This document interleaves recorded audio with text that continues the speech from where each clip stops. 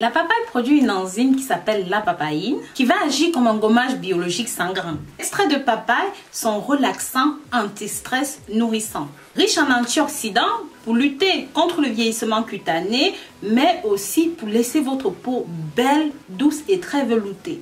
Tout comme la bucérole, le beurre de karité, l'huile de ricin, le moringa, l'argile verte, l'huile d'amla, ou même encore l'amla en elle-même, l'aloe vera, la glycérine, l'alcool et bien d'autres. Sachez que les graines de papaye ont de puissants actifs cosmétiques incroyables pour la peau. Mais pas seulement. Vous pourrez utiliser ceci pour bien d'autres problèmes de santé comme nous allons pouvoir le voir tout au cours de cette vidéo. Allez plus loin. Si vous n'êtes pas encore abonné sur cette chaîne, n'hésitez pas, abonnez-vous, likez et commentez. Partagez le contenu de cette vidéo pour que ça touche un maximum de personnes. Je vous assure, il y a des gens qui en ont gravement besoin. N'hésitez pas à nous suivre sur les réseaux sociaux, Instagram, Facebook, WhatsApp, Snapchat. Pensez à visiter notre association Rosemouny Esperanza, Rosemouny Espoir. La deuxième préparation pour une peau éclaircie est très simple. Tout ce dont vous aurez besoin, 100 g de poudre de pois chiche, un pot de yaourt bio nature, 2 cuillères de miel, de l'eau de rose. Si vous n'avez pas de l'eau de rose, vous pouvez utiliser des boutons de rose aussi, c'est pareil. Écrasez vos feuilles de papaye dans un verre d'eau, tamisez et rajoutez à cette solution. Rajoutez un petit peu d'huile d'olive pour conserver tout ça, même de la vitamine E.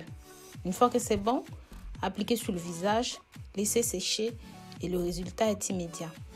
Vous pouvez conserver ceci jusqu'à 15 jours au frigo si vous avez rajouté de la vitamine. Maintenant, revenons à notre sujet. Sachez que les Indiens de l'Amérique précoloniale se servaient de ceci pour avoir une peau douce, tout simplement en frottant cela sur les zones rugueuses de la peau. En Jamaïque, en pharmacopée traditionnelle, on se sert de la papaye crue, non mûre, pour soigner les verrues, pour soigner les problèmes de peau. Mais ce n'est pas tout. Au Pérou aussi, on utilise la feuille de papaye pour soigner les plaies ouvertes à vif. Ce qu'on fait, on lave la feuille, on la sèche. Ensuite, on applique sur la plaie. Et cette feuille de papaye contient des principes actifs qui vont agir sur la plaie qui est ouverte. Et ça va activer très rapidement le processus de guérison de la plaie. Avant d'aller plus loin, de passer à notre préparation, pensez à jeter un coup d'œil sur le site rosemounyfashion.com.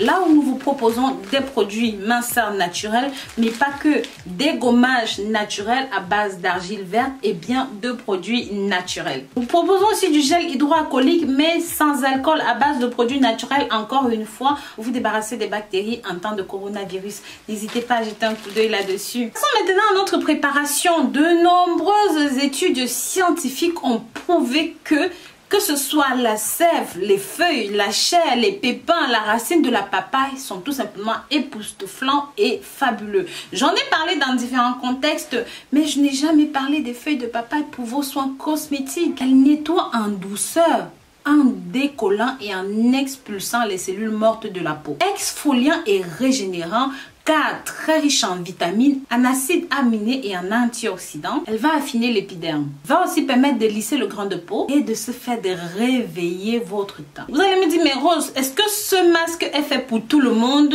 et comment est-ce qu'on le prépare? Sachez que si vous avez une peau grasse, une peau sèche, peau déshydratée, une peau terne, en réalisant cette micro-exfoliation quotidiennement, ça va permettre de neutraliser et de stimuler l'épiderme. Ça va aussi réguler l'activité des glandes sébacées et bien sûr les luisances, la peau qui brille, qui est huileuse là. Et toute autre imperfection vont régresser jusqu'à disparition totale. Ça c'est pour les peaux sensibles.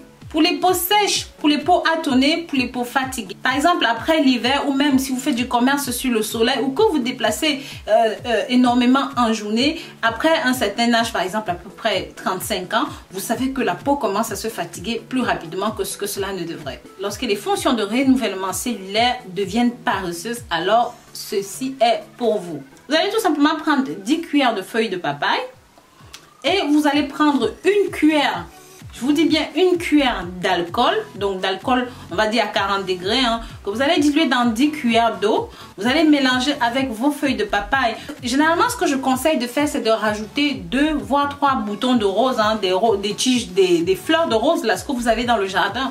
Peu de gens savent que ces fleurs sont tout simplement fantastiques pour la peau. Ce n'est pas pour rien que l'eau de rose se vend aussi cher. S'il vous plaît, rajoutez 2 voire 3 boutons de fleurs de rose bien écrasés et mélangez bien le tout. Au final, pour ceux et celles qui ont la peau terne, qui ont la peau sale, vous pouvez rajouter un demi-citron et 4 voire 5 gouttes d'huile d'olive, c'est tout. Vous mélangez bien votre préparation, ça va donner quelque chose comme ça. Vous appliquez sur les zones qui sont infestées. Vous laissez la solution sécher sur le visage, mais très cher. Vous laissez la solution poser minimum 20 minutes pour que les principes actifs pénètrent dans la peau et travaillent en profondeur. Une fois que c'est bon, vous lavez abondamment à l'eau froide. Je vais vous conseiller de répéter ceci 2 voire 3 fois par semaine pour les peaux les plus atteintes. Une fois par semaine, une fois ça et là pour les petites adolescentes et même les petits jeunes. Mais très cher, s'il vous plaît, n'hésitez pas à partager ceci pour que ça touche un maximum de personnes sur vos réseaux sociaux, Facebook, Snapchat, Instagram. N'hésitez pas aussi à nous suivre sur nos réseaux sociaux, même à jeter un coup d'œil sur le site de l'association Rosmonie Esperanza. Je vous dis à très bientôt pour de nouvelles vidéos. D'ici là, prenez grand soin de vous. Bisous, bisous.